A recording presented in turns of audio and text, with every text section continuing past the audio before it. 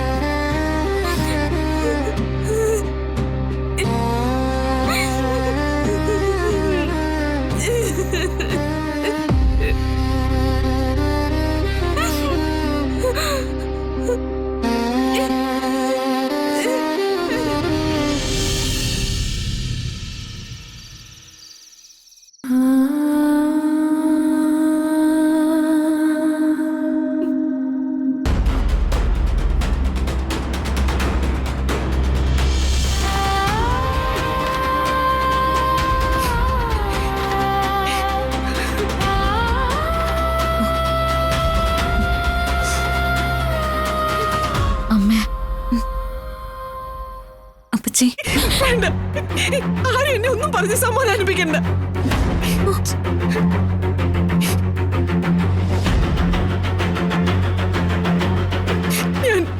ഞാൻ അവളെ എങ്ങനെ സ്നേഹിച്ചതാ.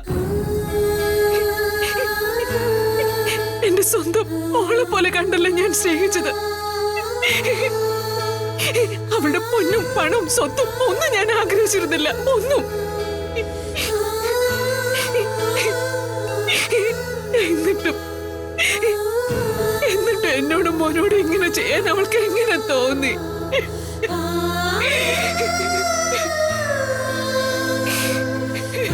അമ്മ സമാധാനപ്പെടാനോ? എന്തു പറഞ്ഞാ ഞാൻ സമാധാനിക്കേണ്ടത്? എന്തെല്ലാം കള്ളങ്ങൾ പറഞ്ഞു അവൾ എന്നെ വിശ്വസിപ്പിച്ചത്. എന്തെല്ലാം കള്ളങ്ങൾ! അതെല്ലാം സത്യമാണെന്ന് കരുതി ഞാൻ വിശ്വസിച്ചു. ആനന്ദ് പറഞ്ഞത് നിങ്ങളും കേട്ടില്ലേ?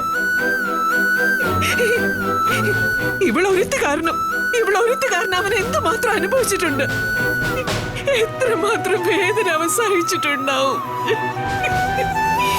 നമ്മുടെയൊക്കെ മുന്നിൽ ചിരിച്ച് സന്തോഷമായിട്ട് നിൽക്കുമ്പോഴും അവന്റെ ഉള്ളിൽ നേരായിരുന്നു. ആരോടും ഒന്നും തുറന്നു പറയാൻ പോലും പറ്റാതെ.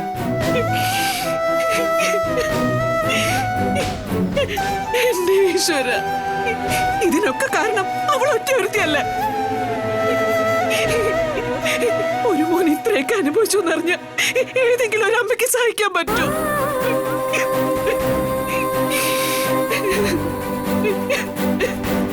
ഈശ്വര, പാവം എന്റെ ധർമ്മൻ. അവൻ ഇവിടുന്ന് പോവാൻ കാരണക്കാരനാരാ? എല്ലാം ഒപ്പിച്ചു വെച്ചത് അവനല്ലേ, ഔദയഭാനു. അയാൾ ചെയ്ത തെറ്റിന്റെ ശിക്ഷ അനുഭവിച്ചതോ എന്റെ ധർമ്മൻ. എന്റെ ഈശ്വര, ഞാൻ പോലെ എന്റെ ധർമ്മനെ തെറ്റിദ്ധരിച്ചു പോയില്ലേ? ബാലേട്ടനെ എന്നെയും ദൈവതുല്യനായി കണ്ട എന്റെ ധർമ്മന് എന്റെ ഈശ്വര, എന്റെ ധർമ്മന്റെ കണ്ണു നിറയാൻ ഞാനും ബാലേട്ടനും കാരണക്കാരായല്ലോ എന്റെ ഈശ്വര. ഇതിനൊക്കെ ഈ ജന്മം എനിക്ക് മാപ്പ് കിട്ടില്ല. അമ്മ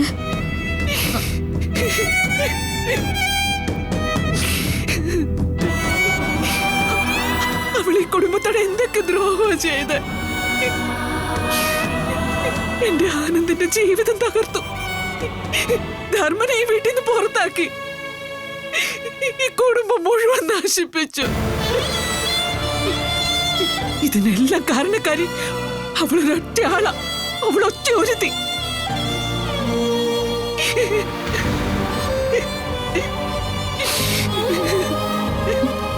അമ്മ ദയവ് ഇതൊന്ന് സമാധാനപ്പെട്. അമ്മയ്ക്കല്ലെങ്കിൽ വയ്യാതാവും. ആരും എന്നെ സമാധാനപ്പെടുത്താൻ നോക്കണ്ട. എന്റെ സമാധാനം പോയി. എനിക്കിപ്പോ തലയ്ക്ക് ഭ്രാന്ത് പിടിക്കുക.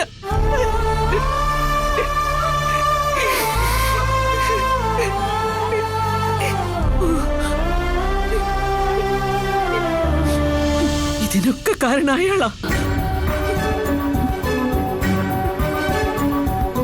അയാളെ ഞാനും എന്റെ മോനും വിശ്വസിച്ചു. എന്നിട്ട് അയാൾ എന്താ ചെയ്തത്? അതെ, ഇതിന്റെ കാണി അയാൾ ഒറ്റ ഒരുത്തനാ. എല്ലാം തുടങ്ങി വെച്ചത് അയാളല്ലേ. ഇതിനൊക്കെ സമാധാനം പറയേണ്ടതും അയാൾ തന്നെയാ.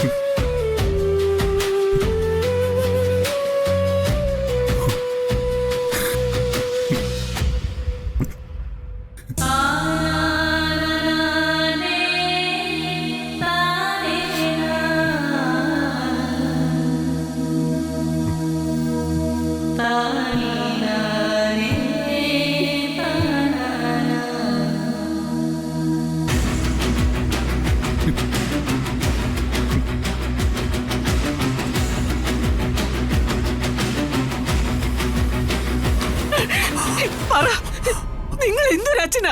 പറ, നിങ്ങൾ എന്തൊരച്ഛനാ? ഒരച്ഛൻ സ്വന്തം മോനോട് ഇങ്ങനെയൊക്കെയാണോ ചെയ്യുന്നത്?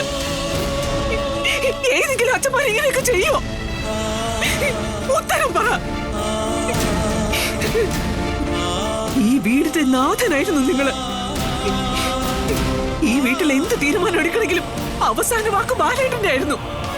കാരണം നിങ്ങൾക്ക് തെറ്റുപറ്റില്ലെന്ന് ഞാൻ വിശ്വസിച്ചു. എന്റെ മക്കൾ വിശ്വസിച്ചു, ആനന്ദ് വിശ്വസിച്ചു. ആ വിശ്വാസത്തെ അല്ലേ ബാലേട്ട നിങ്ങൾ ഇന്ന് തച്ചുടച്ചു കളഞ്ഞത്?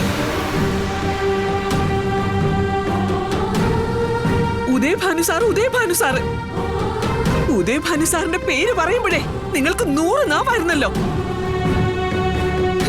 എന്തൊക്കെയായിരുന്നു വിശേഷണങ്ങള്? വലിയ കുടുംബം, വലിയ ബന്ധങ്ങള്, വലിയ ബിസിനസ്, എന്തൊക്കെയായിരുന്നു. പക്ഷെ ഒരു വട്ടമെങ്കിലും നിങ്ങൾ അന്വേഷിച്ചോ? ഒരു വട്ടമെങ്കിലും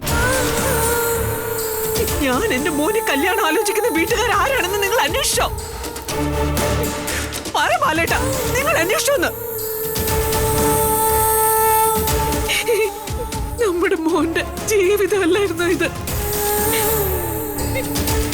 ഒരു ഷർട്ട് വാങ്ങുന്നത് പോലെയാണോ നിങ്ങൾ ഈ കല്യാണം തീരുമാനിച്ചത്? ഒരു വസ്തു വാങ്ങാൻ പോകുമ്പോ പോലും നിങ്ങളൊരു 10 വട്ടം ആലോചിക്കും. പക്ഷെ സ്വന്തം മകന്റെ ജീവിതത്തിന്റെ കാര്യത്തില് നിങ്ങൾ എന്താ ചെയ്തത്?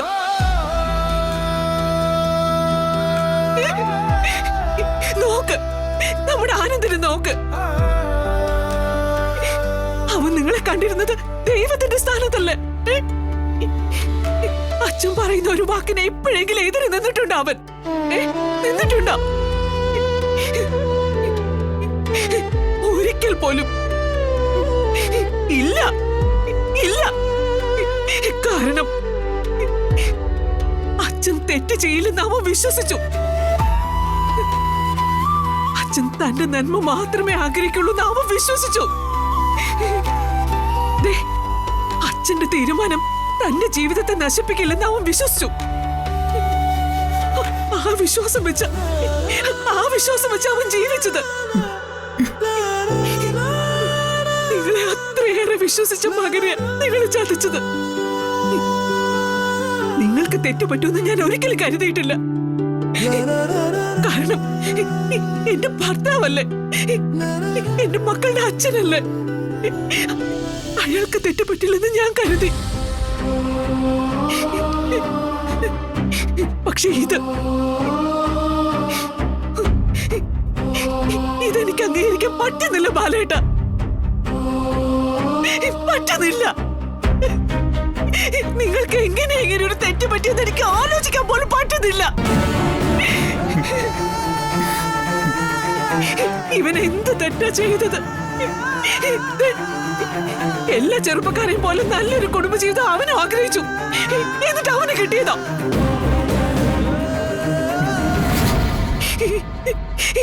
ഞാൻ നൊന്തുപറ്റ എന്റെ മോനായത്.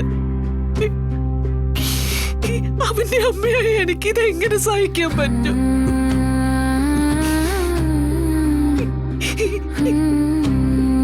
എത്ര കാലം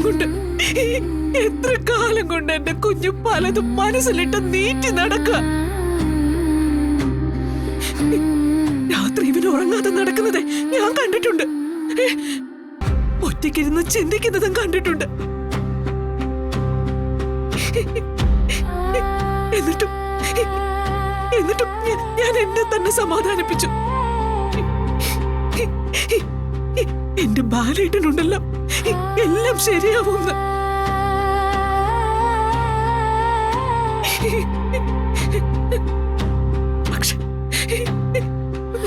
പക്ഷെ ഇന്ന് പേടിയാവുന്ന ബാലേട്ട എനിക്ക്. നമ്മുടെ മോന്റെ ഭാവി ഓർത്ത്, അവന്റെ ജീവിതം ഓർത്ത്, അവന്റെ നാളെ ഓർത്ത്.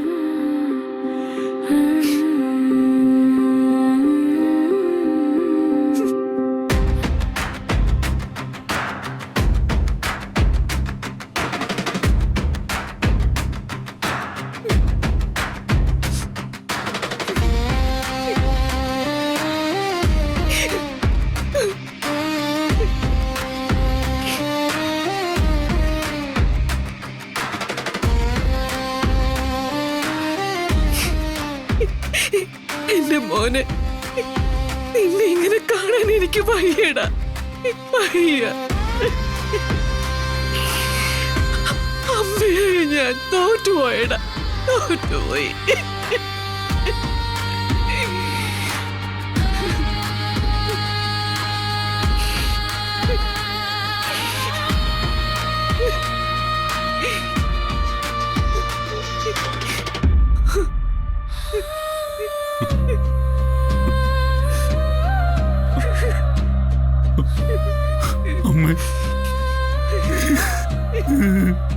മോനെ,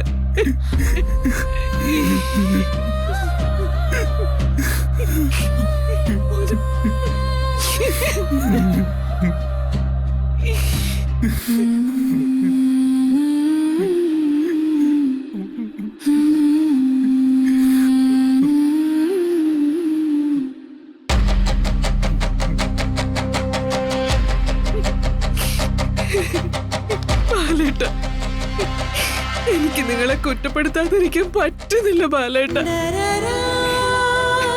പക്ഷെ നിങ്ങളെ വെറുക്കാനും പറ്റുന്നില്ല. കാരണം ഈ വേദന നിങ്ങൾ അനുഭവിക്കുന്നുണ്ടെന്ന് എനിക്കറിയാം.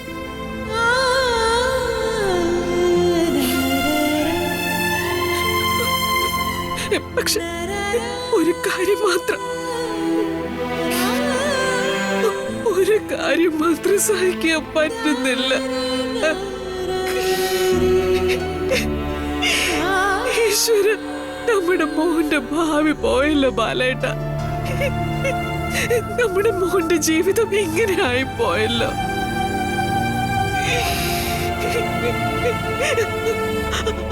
അതെനിക്ക് സഹിക്കാൻ പറ്റുന്നില്ല ബാലേട്ട, പറ്റുന്നില്ല.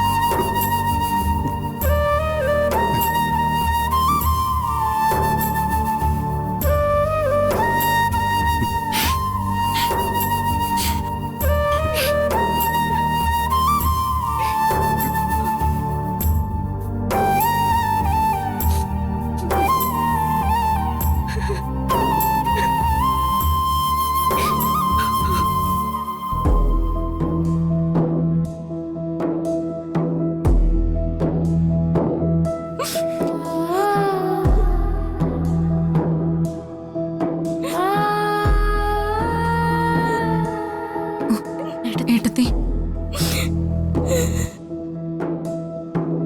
മീനു,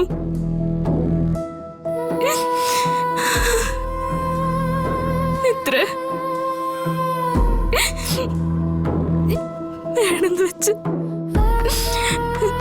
വേണമെന്ന് വെച്ച് ഞാൻ ഒന്നും ചെയ്തിട്ടില്ല.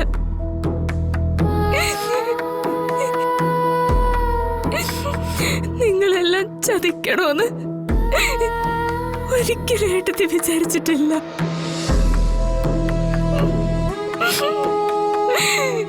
എന്നോട് മാപ്പാക്കണേ. ഏട്ടത്തി, എല്ലാ കാര്യങ്ങളും ഏട്ടത്തിക്ക് ഞങ്ങളോട് തുറന്നു പറഞ്ഞുകൂടായിരുന്നോ?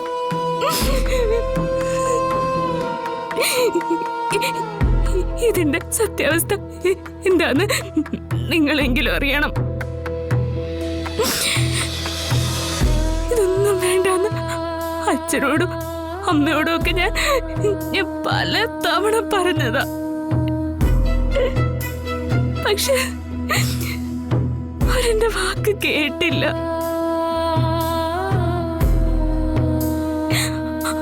ആനന്ദേട്ടനായിട്ടുള്ള വിവാഹത്തിനൊന്നും എനിക്ക് സമ്മതമല്ലായിരുന്നു. പാവൊരു മനുഷ്യരെയും കുടുംബത്തെയും ചതിച്ചിട്ട് എനിക്കൊരു ജീവിതം വേണ്ടെന്ന് ഞാൻ അച്ഛനോട് കാലം പിടിച്ച് പറഞ്ഞതാ.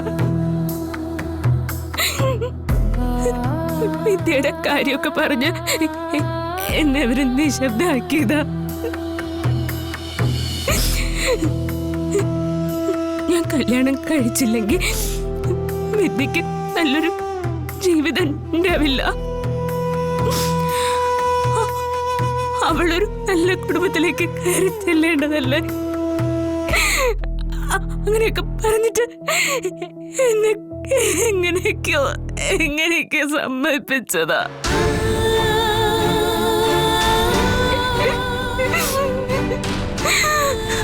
അല്ലായിരുന്നെങ്കിൽ ഞാൻ ഒരിക്കലും ആനന്ദേട്ടൻ ഈ കുടുംബത്തെ ഞാൻ ചതിക്കില്ലായിരുന്നു.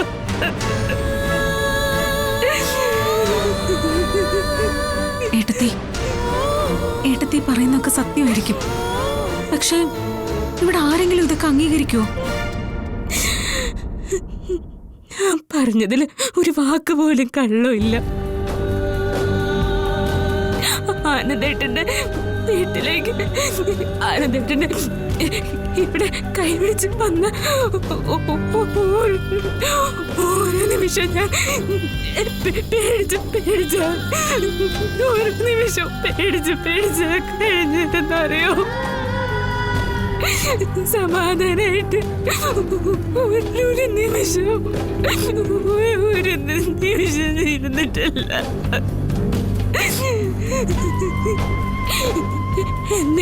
എന്തെങ്കിലും ഈ കള്ളം പൊളിയും. അന്ന് എന്റെ അവസ്ഥ എന്തായിരിക്കും ഞാനിങ്ങനെ തോർത്ത് വേദനിച്ചായി ഇത്രയും നാളെ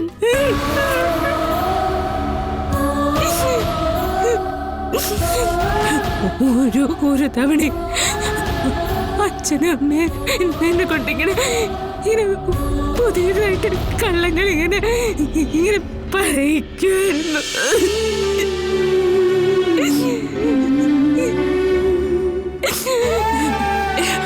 അന്ന് സ്കൂളിലെ മാനേജർ സർട്ടിഫിക്കറ്റ് ചോദിച്ച കാര്യം അമ്മയോട് പറഞ്ഞായിരുന്നു. അപ്പൊ അമ്മയെ പറഞ്ഞ IT കമ്പനിയിലെ കാര്യം ജോലിയുടെ കാര്യം ഇവിടെ പറയാനായിട്ട്.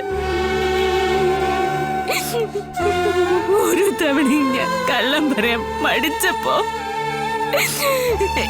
എല്ലാം ഇവിടെ വരെ എത്തിച്ചതല്ലേ, ഇനി നീയായിട്ട് കൊണ്ട് നശിപ്പിക്കല്ലേ എന്ന് പറഞ്ഞ് എന്നെ കൊണ്ടിങ്ങനെ വീണ്ടും എന്നെ കൊണ്ട് കള്ളം പറയിപ്പിച്ചുകൊണ്ടേ ഇരിക്കുമായിരുന്നു.